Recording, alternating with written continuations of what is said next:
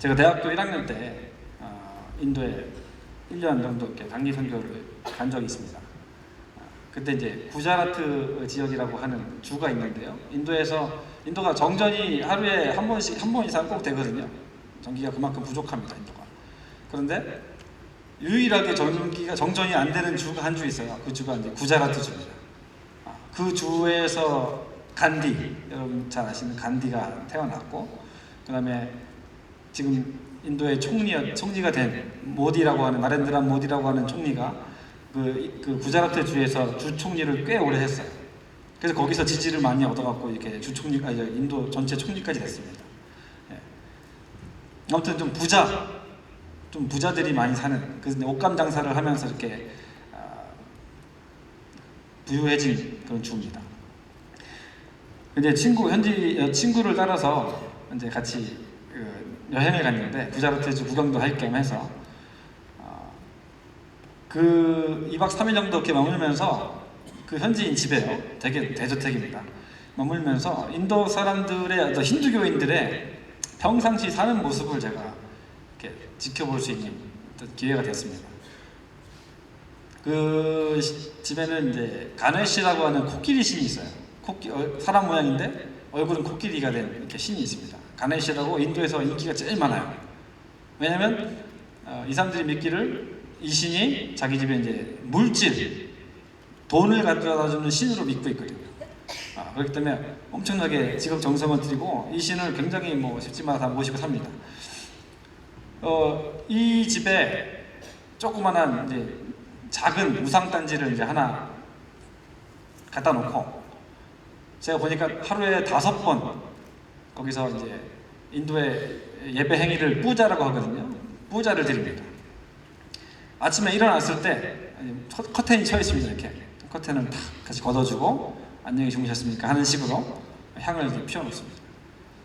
그 다음에 이제 아침 하고 이제 아침 식사하기 전에 자기들 밥 다시 차려놓고 다시 그 신 앞에 와서 다 하는 게 아니고 그 주인집 아줌마가 그렇게 해요. 대표로 와서 쌀을 뿌려요. 아침 식사를 주는 거죠. 신앙에 쌀을 주고 그다음에 또 향을 피우고 그 다음에 와서 이제 자기 아침을 먹습니다. 점심 마찬가지입니다. 점심 먹기 전에 차려놓고 신약에 가서 전에 뿌렸던 쌀 다시 다 걷어내고 다시 새 쌀을 쫙 뿌린 다음에 또 향을 쫙, 그리고 자기 점심 먹습니다. 저녁도 마찬가지. 저녁 묵은 쌀 다 내려내고 다시 새 쌀, 그리고 향 피우고 그 다음에 잠들기 전에 마지막으로 향 다시 새 거 피우고 커튼을 이렇게 싹 닫아줍니다. 안녕히 주무세요 하는 거죠. 하루에 5번. 모든 힌두가 다 이렇게 하는 건 아닌데요. 이 집이 아주 정통 힌두의 표본을 이제 보여준 것입니다. 제가 이제 그거를 좀 이렇게 궁금하고 좀 호기심도 있고, 사실 그 당시에 젊은 혈기에 저 우상 어떻게 좀 언젠가 한번 하나님 날려보내주세요 하는 그런 이제 속마음을 가지고 기도하면서 보고 있었는데, 그 주인집 아줌마가 저한테 와서 이제 자랑스럽게 하는 말이 그것입니다. 우리 집이 이렇게 그 집 부자예요. 정말 부자예요. 간단한 넘치는 게 그냥 집에 있는 음식들이었습니다. 우리 집이 이렇게 부유하고 우리가 이렇게 잘 살게 된 것은 우리가 이렇게 이 가네시라고 하는 힌두 신에게 지극정성을 드리기 때문에. 그래서 그 신이 딱 내다보시고 내가 너의 정성을 보았노라 하고 집에다 그렇게 축복을 해준다. 아주 굉장한 확신을 가지고 그렇게 얘기하는 겁니다. 아니, 이 집이 그 신을 섬겨갖고 다 망해버렸으면 참 그냥 할 말이 있을 텐데, 정말로 그렇게 구자라트 주는 다 아까 제가 잘 산다고 그랬죠. 전부 다 집에 우상단지를 모시고 그렇게 지극정성을 드리는데 집이 다 부유하니까 다 그렇게 믿고 있는 거예요.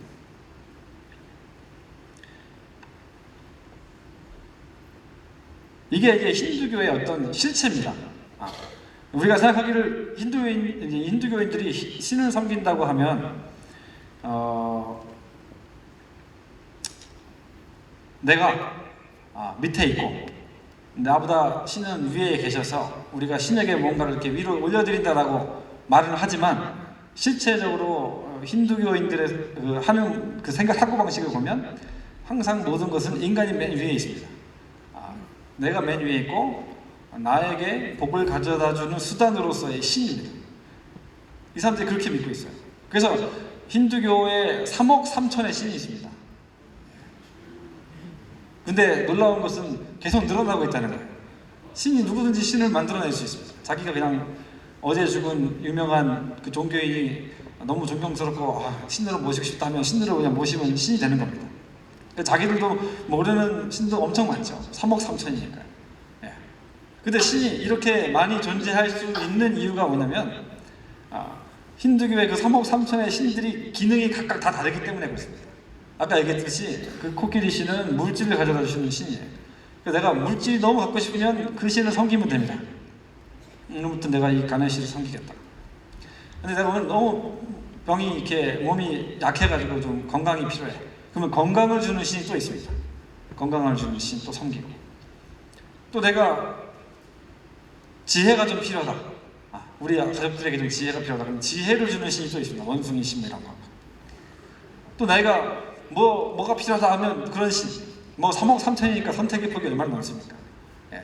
그런 식으로 신을 여러 자기가 감당이 안 돼서 그렇죠. 맨날 그 다 섬길 수 있으면 얼마나 좋을까요? 근데 감당이 안 돼서 그렇지 아무튼 신을 섬기면 섬길수록 자기는 그만큼 그 신들로부터 복을 받는다고 이렇게 믿고 있는 게 힌두교인들입니다.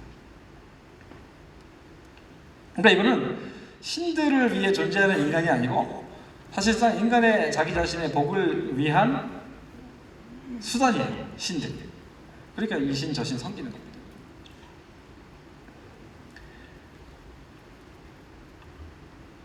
그러니까 나에게 복을 달라. 보이기에는 신 밑에 인간이 있는 것처럼 보이지만 내가 실제는 인간이 모든 것 위에 있어서 내 뜻을 이룰 테니 내 뜻을 이루기 위해서 이것이 필요하니까 신을 마치 고용하는 것처럼 그렇게 자기 밑에 두는 겁니다. 그리고 겉으로 볼 때는 정성을 들이니까 자기가 신을 섬기는 것처럼 보이죠. 근데 이거는 비단 힌두교만의 이야기가 아닙니다.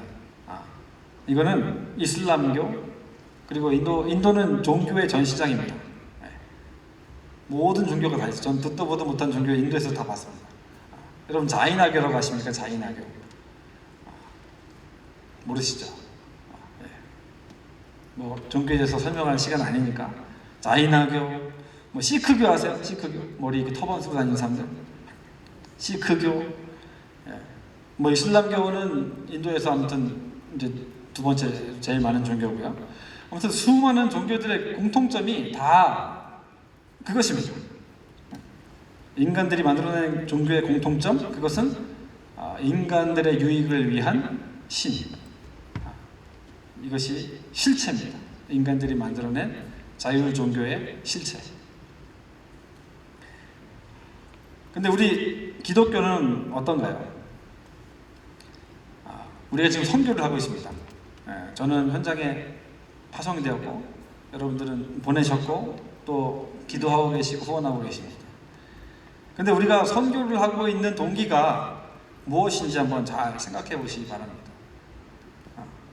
하나님 우리가 하나님 기뻐하시는 이러이러한 행위를 하나님께 드릴 테니까 하나님 보시고 나에게 축복해 주세요. 하나님 내가 선교할 테니 나에게 갚아주세요. 우리가 다 정죄하고 있는 이건 아닌데 하고 있는 기복주의 신앙에 혹시 우리 한국교회가 전체가 다 들어가 있다고 한다면 어떻게 하시겠습니까? 자, 우리는 은혜로 말미암아 믿음으로 구원을 받는다. 구원은 선물이다. 그리고 구원에 확신이 있으니까 우리 이제 더 이상 구원에 대해서는 의심할 필요가 없다. 이제 우리 복을 받기 위해서 열심을 내자. 이제부터 축복이다. 축복. 그러니까 믿음으로 구원을 받습니다. 이걸 이신득구라고 하죠. 그리고 행하면 상을 받는다. 복을 받는다. 이행득상. 행하면 상을 받는가? 예, 받습니다. 우리가 행을 하면 주님을 위해서 열심히 말씀대로 살면 말씀대로 사라지지 못할 때도 또 사라질 때도 이거 다 주님의 은혜로 하는 것이구나 하는 그런 은혜의 복을 받습니다. 근데 우리 중에 그런 의미로 이행득상을 이해하는 사람 드뭅니다. 대다수의 경우에 우리가 하나님을 위해서 이렇게 하면 하나님이 보시고 세상의 힘을 우리에게 더 얹어주신다라고 하는 개념으로 많이 받아들이고 있습니다. 하나님, 내가 열심히 전도할 테니 이것을, 내가 열심히 선교하니 이것을, 내가 열심히 봉사할 테니 보시고 내게 갚아주소서 하고 열심을 내는 것이 오늘날 교인들의 솔직한 속내가 아닐까요? 그런데 이것은 기독교에만 있는 모습이 아니라는 겁니다. 아까 말씀드린 힌두교의 그것과 같습니다. 힌두교인들이 열심히 자기 신들에게 이것저것 갖다 바치면서 지극정성을 들이면 신이 이런저런 복을 내게 준다 라고 믿고 있듯이, 우리가 그리스도인이라고 하면서도 사실 신만 하나님으로 바뀌었을 뿐이지 그들과 동일한 모습으로 종교 행위를 하고 있는 사람들이 오늘날 많이 있다는 것이 정말 안타깝고 부끄럽지만 솔직한 우리의 현실입니다. 그래서 돌아가신 존 스토트 목사님이 한국에 왔을 때 한국 교회의 어떤 현실과 기독교의 모습을 보고 이런 얘기를 했었죠. 한국 교회는 지금 개혁이 필요한 것이 아니다. 한국 교회는 뭐가 필요하다고 했을까요? 한국 교회는 개종이 필요하다. 아주 이런 뼈 있는 얘기를 하고 하셨습니다. 한국 교회는 지금 개혁이 필요한 것이 아니고 개종이 필요하다. 왜 그렇습니까? 실제로 그리스도인들이 아닌 사람들 가운데 내가 그리스도인인 것으로 알고 있는 사람들이 너무나 많이 있다는 것입니다. 이것이 우리의 모습은 혹시 아닌지 한번 살펴봐야 됩니다. 복받기 위해서 주일 예배, 복받기 위해서 11조, 복받기 위해서 선교헌금, 복받기 위해서 새벽기도? 아닙니다. 복을 받는 것이 기독교의 시작점도 과정도 결론도 아닙니다. 여러분, 로마서 11장 36절 많이 아시는데 35절은 뭔지 아세요 혹시? 로마서 11장 35절 제가 읽어드립니다. 누가 주께 먼저 드려서 갚으심을 받겠느냐? 누가 감히 주님께 먼저 드릴 테니까 하나님 갚아주세요 하겠느냐? 사도 바울의 논리입니다. 누가 감히 하나님과 거래를 할 수 있느냐 이것입니다. 내가 이걸 드릴 테니까 하나님 갚아주세요. 감히 누가 그럴 수 있느냐 하나님에게. 기독교는 구원을 받음으로 시작이 됩니다. 우리 모두는 다 구원받기 이전에는 기독교에 대해서 전혀 관심이 없는 사람들이었죠. 기독교는 구원으로 시작이 되고 또 평생토록 두렵고 떨림으로 구원을 이루다가 마침내 나그네 인생을 걷고 영원한 우리의 본향에서 하나님만으로 완전 만족하는 최종적 구원 자리에 들어가서 하나님 앞에 우리의 구원의 은혜를 찬양하는 것이 기독교입니다. 그래서 저는 이행득상이라는 말을 사실 좀 안 좋아하고 그 말을 좀 바꾸고 싶은데 막 머리를 굴리다가 이게 어떻게 하면 이 위에 딱 달라붙고 보다 더 성경적인 개념으로 바꿀 수 있을까 하다가 이보은행 사자성어로 한번 제가 끼워 넣어봤습니다. 이보은행, 은혜에 대한 보답으로서의 행함, 은혜에 대한 보답으로서의 행함, 이보은행. 하나님께 대한 받은 은혜에 보답하는 마음, 갚아드리는 마음으로 선을 행한다. 또 행을 하나님의 말씀대로 행한다. 근데 또 아마 여러분 중에 이렇게 물어보실 분 계실 겁니다. 속으로. 하나님의 은혜에 보답한다는 것도 사실 어폐가 있지 않냐. 그것도 좀 말이 안 되지 않는가.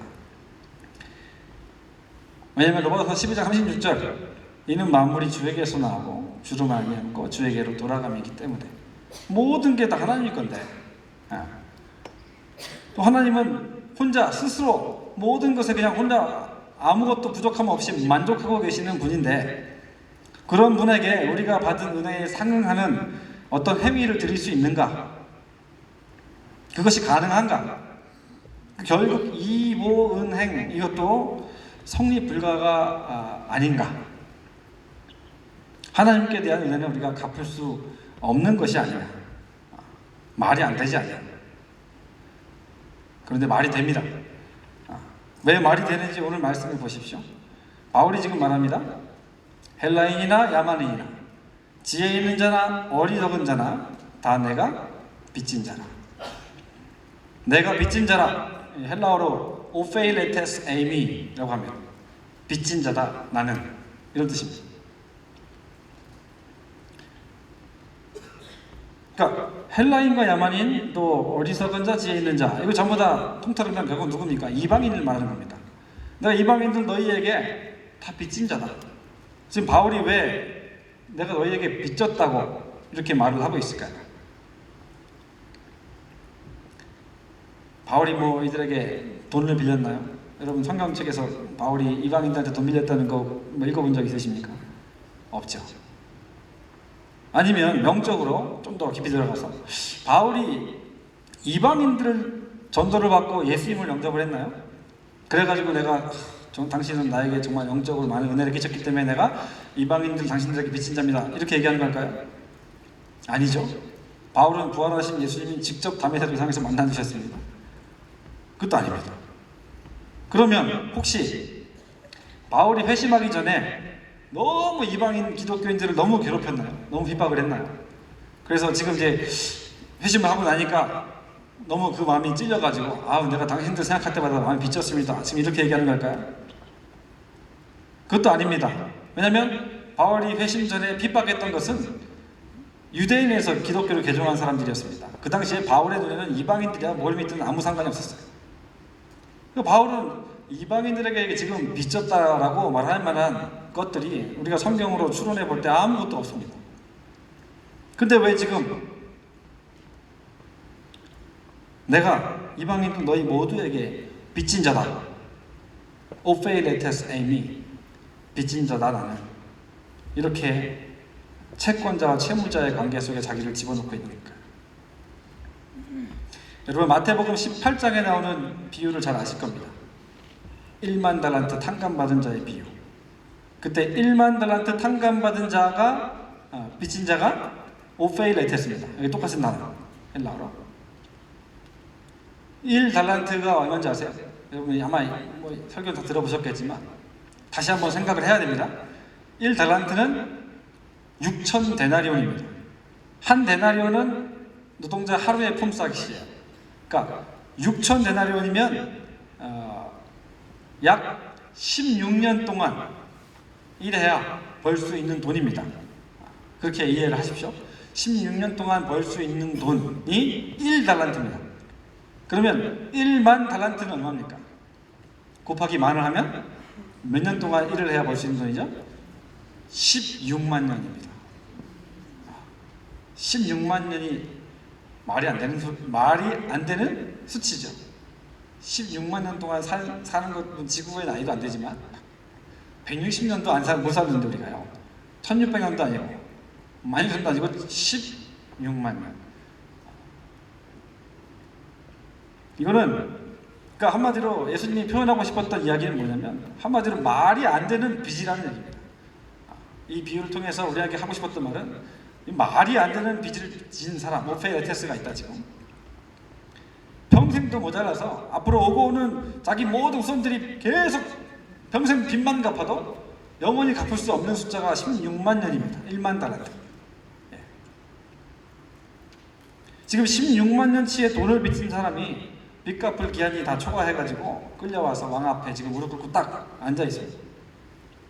그때 예수님이 그 비유 속에서 이 말씀을 딱 하시죠. 이 사람은 갚을 것이 없는지라. 무능을 말합니다. 이 사람은 갚을 능력이 전혀 없다. 이 빚을 갚기 위해 잡을 지푸라기가 조금 더 없는 사람을 말하는 것입니다. 그러니까 이거는 16만 년의 빚은요, 누군가에게 조금 돈을 좀 빌린다고 해서 갚아낼 수 있는 그런 정도의 액수가 아니기 때문에 아무 소용이 없는 사람.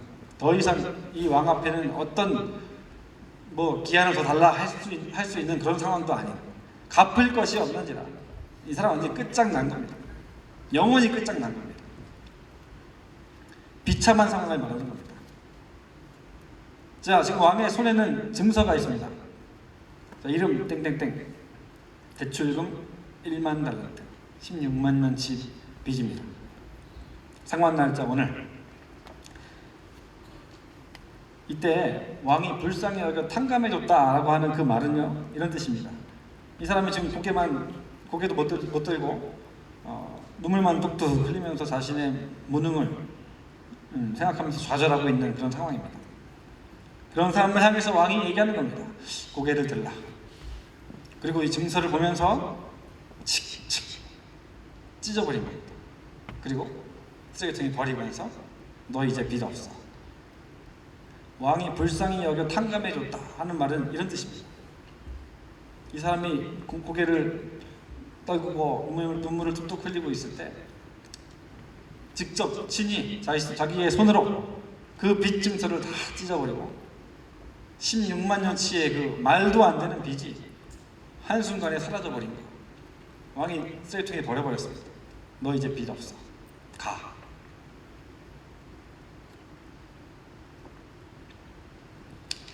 하나님께서 우리의 죄를 사해 주신 것, 지불 능력이 전혀 없는 우리에게 그 빚 증서를 찢어버리고 없었던 일로 해주신 것입니다. 이것이 바로 십자가 구원입니다. 우리에게 주신 십자가 구속의 은혜입니다. 예수께서 십자가 돌아가실 때 하셨던 말씀 가운데 다 이루었다 있죠. 다 이루었다. 테텔레스타입니다. 헬라 텔레오라는 말에 끝냈다 라고 하는 뜻도 있고, 동시에 더불어서 뭐 값을 지불한다 이런 뜻도 있습니다. 테텔레스타이 하면 완료형입니다. 지불을 끝냈다. 예수님께서 내가 모든 것을 다 갚아버렸다. 예수님의 자기 목숨으로 우리의 빚이 완전히 탕감되었다는 것을 말하는 겁니다. 그러면 왕 앞에 지금 1만 달란트를 탕감받은 이 사람은 앞으로 어떻게 사는 것이 마땅합니까? 평생에 잊지 못할 말이 안 되는 일이 지금 자기한테 벌어진 거거든요.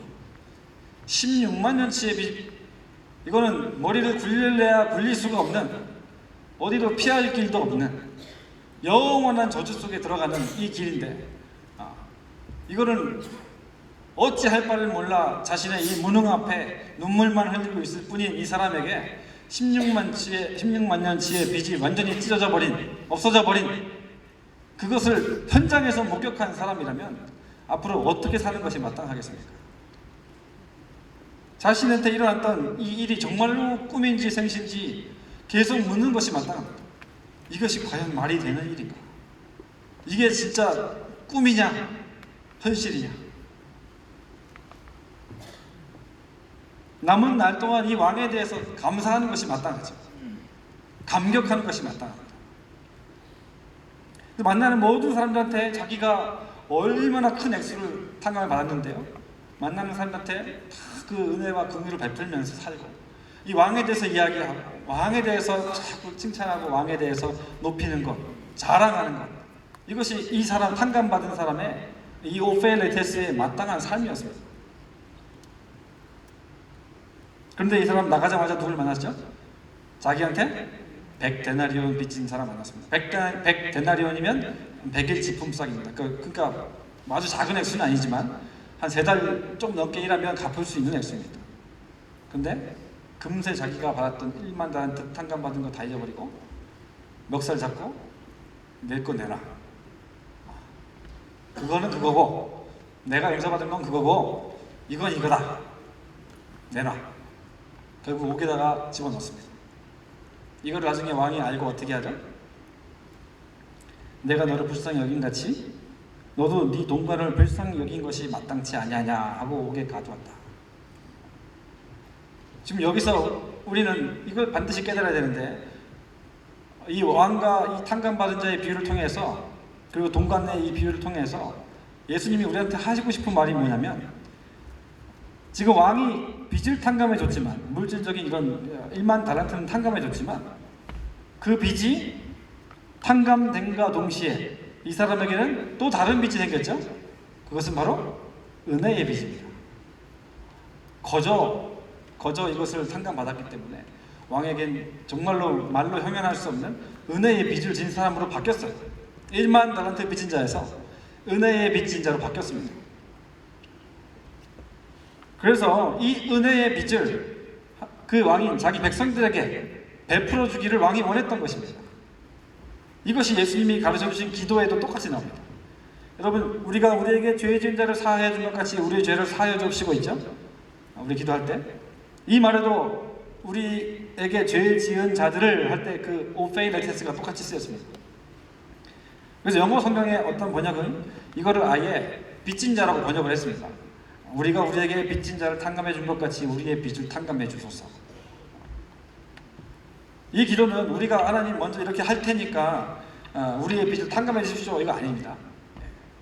이것은 우리가 하나님께 은혜의 빚 탕감받은 자라는 것을 날마다 기억하게 해달라는 기도입니다. 그래서 우리가 그 은혜를 진심으로 기억하고 있는지 시험해보는 척도로 날마다 그 은혜와 긍휼과 용서를 베푸는 자가 되게 해주십시오 하는 서원적 기도입니다.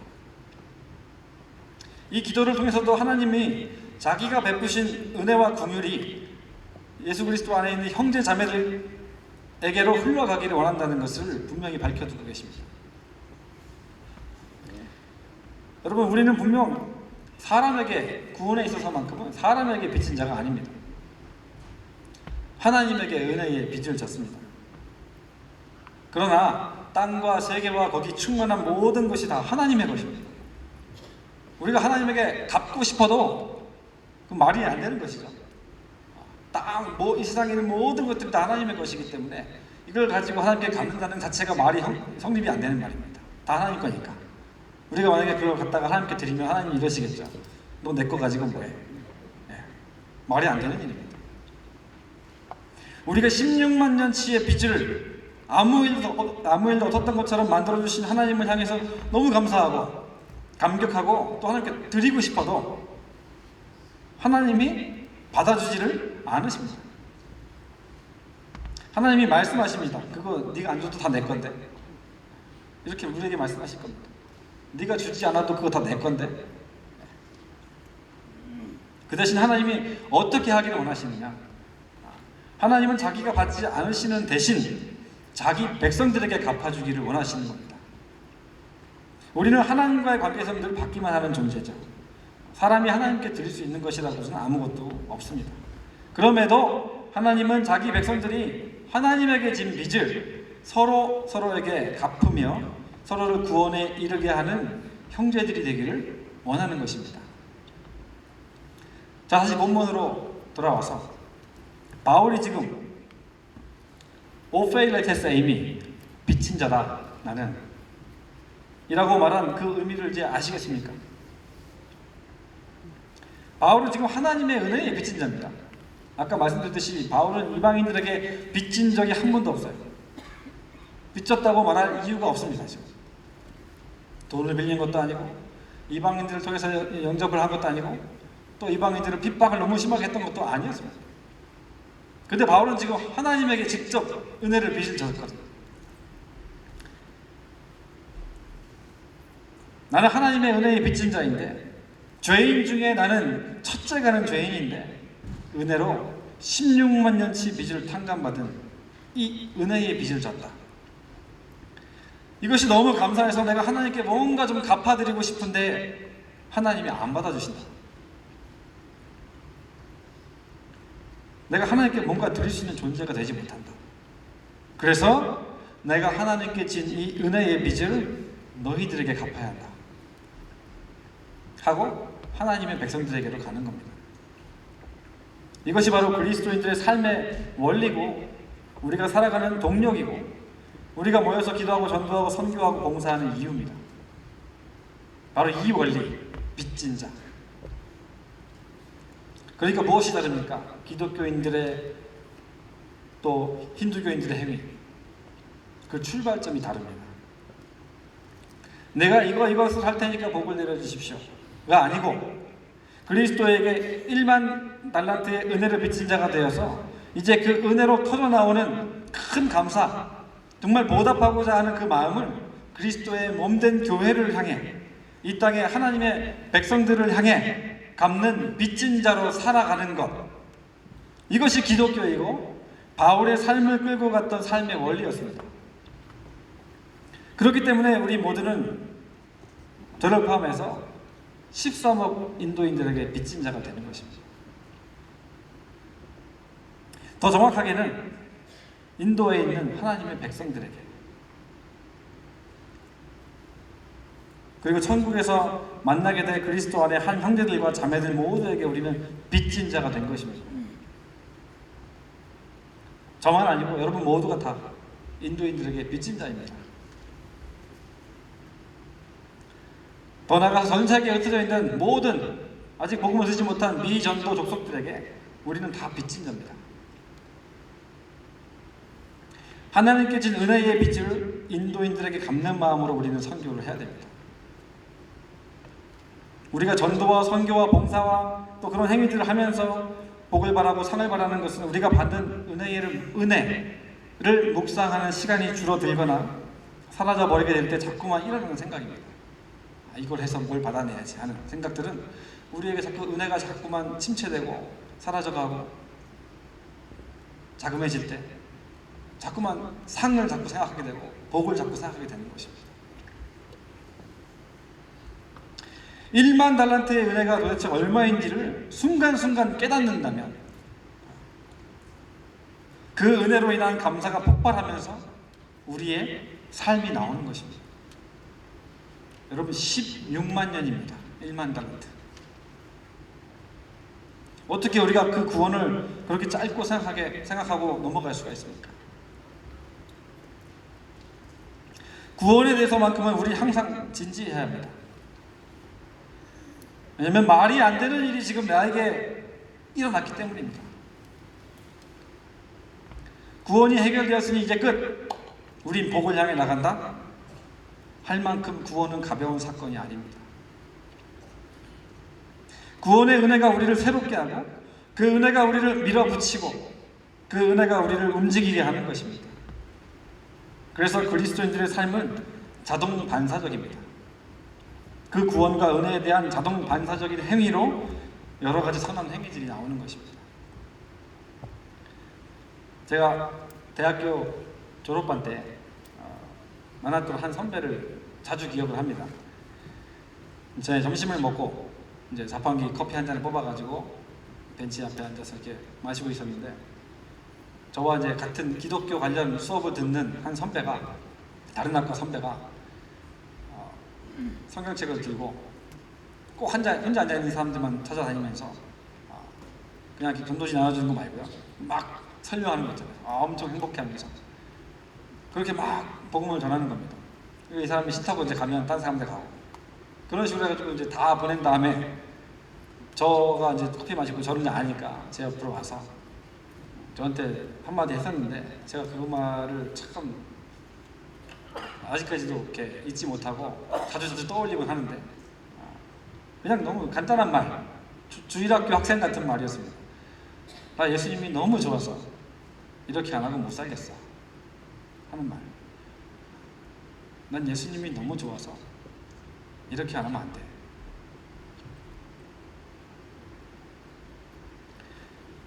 그리스도인들의 삶은 이렇게 자동 반사적이어야 합니다. 그 은혜를 받아 깨달으면 자동적으로 움직이게 돼 있습니다. 문제는 우리가 움직이지 않으니까 자꾸 움직이게 하려고 인간적인 방법들을 자꾸 동원하는 것인데 그건 일시적이고 인위적입니다. 여러분 한번 생각해 보십시오. 누군가 세상에서 제일 비싼 목걸이를 보석 목걸이를 여러분들에게 선물해 줬다고 생각해 보십시오. 처음 받으면 얼마나 감격하겠습니까? 야, 이 세상에서 하나밖에 없는 거고 이 목걸이가 지금 나한테 왔다. 한동안 그 감격 속에 아마 목걸이만 생각하면 기분이 좋고 행복하고 아주 뭐 세상을 다 가진 기분이겠죠. 그런데 시간이 조금 지나가면 어떻게 될까요? 우리가 늘 목걸이만 자꾸 삽니까? 그렇지 않죠. 또 목걸이에 대한 감격 조금씩 잊혀져 갑니다. 그냥 내가 평상시에 메고 다니던 타고 다니던 목걸이하고 별 차이를 못 느끼고 이렇게 살아가게 되죠. 때로는 내가 하고 있는 이 목걸이보다도 다른 사람들이 하고 있는 이걸 더 싼데, 훨씬 싼데 다른 사람들이 하고 있는 거 볼 때 오히려 부러움을 느끼기까지 합니다. 그런데 누군가가 이 목걸이를 알아보고 우리 옆에 다시 와서 내 옆에 와서 일깨워주는 겁니다. 너 이 목걸이 어디서 났어? 너 이 목걸이 얼마짜리인지 알아? 이거 얼마나 귀한 건지 알아? 하고 이 목걸이에서 다시 한번 우리에게 일깨워 줄 때, 우리에게 다시 한번 그 목걸이에 대한 인식이 변화가 되고 예전 기억들이 다시 새롭게 떠오르게 됩니다. 아, 맞다, 이 목걸이. 우리가 받은 1만 달란트 은혜의 빚은 세상 무엇과도 바꿀 수 없는 엄청난 보석입니다. 그러나 누군가에 의해서, 우리 정말 연약하기 때문에 누군가에 의해서 자꾸만 다시 일깨워지지 않으면 우리 그걸 자꾸만 잊어버리고 자꾸 가라앉게 돼 있습니다. 우리가 받은 1만 달란트가 처음에는 16만 년 우와 하고 너무너무 큰 감격 속에 우리가 내가 예수님을 위해서 내 목숨 기꺼이 드리리 막 이렇게 하고 나가다가도 시간이 지나가면 그 16만 년에 대한 감각이 아주 무뎌집니다. 점점. 그러니까 이제 슬슬 내가 그때 왜 그랬지? 하고 다시 심장 집어넣고 그 열정 다시 다 집어넣고, 그러니까 근데 가기는 해야 되고 머리는 알고 있거든요. 가야 되는 건 알고 있거든요. 그러니까 갈 수 있도록 자꾸 목표를 만들어 놓고 자꾸 가려고 애를 쓰지만 또 가다가 지치는 겁니다. 그리스도인들의 사는 방법은 그렇지 않기 때문에 그렇습니다. 저기 목표가 있으니까 달려가야지 하는 것은 기독교인들의 삶이 아니고, 우리가 갖고 있는 1만 달란트에 대한 감격이 폭발하면서 우리는 자동적으로 거기까지 밀려가게 되는 것입니다.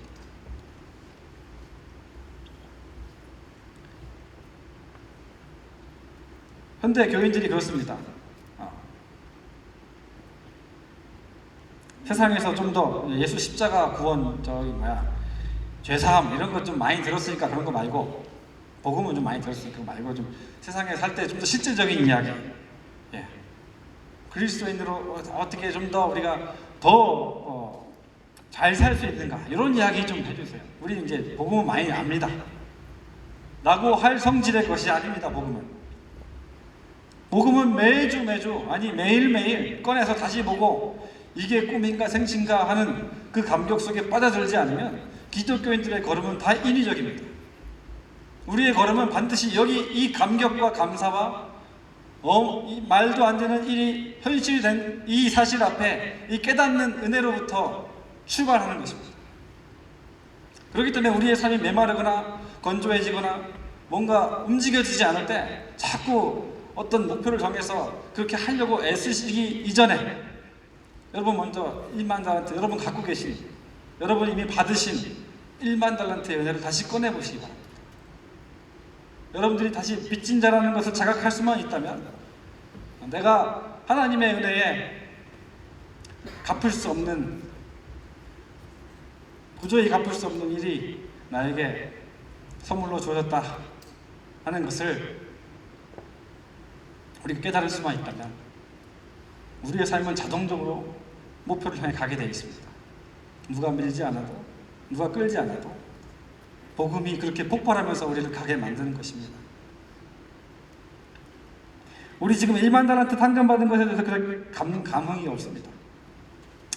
하지만 천국 들어가는 날 심판대 앞에서 그 어마어마한 빚을 혼자 다 갚아내지 못해 지옥불로 줄줄이 떨어지고 있는 수많은 사람들을 상상해 보십시오. 택함받지 못한 사람들은 스스로 1만 달란트를 지금도 갚아야 합니다. 우리에겐 그 빚이 없습니다. 여러분 모두 깨닫는 은혜가 있으시기를 바랍니다. 그래서 헬라인이나 야만인이나 지혜 있는 자나 어리석은 자에게 다 내가 빚진 자라. 이 세상에 흩어진 모든 하나님의 백성들에게, 또 13억의 인도인들에게 내가 빚진 자라. 혹시 아직도 나는 그래도 인도 사람한테 빚 안 진 것 같은데요 하시는 분 계십니까? 먼저 하나님에게 내 자신이 진 그 1만 달란트의 빚을 깨닫는 은혜가 있으시기를 바랍니다. 말씀 속에서 깨달음의 은혜를 구하십시오.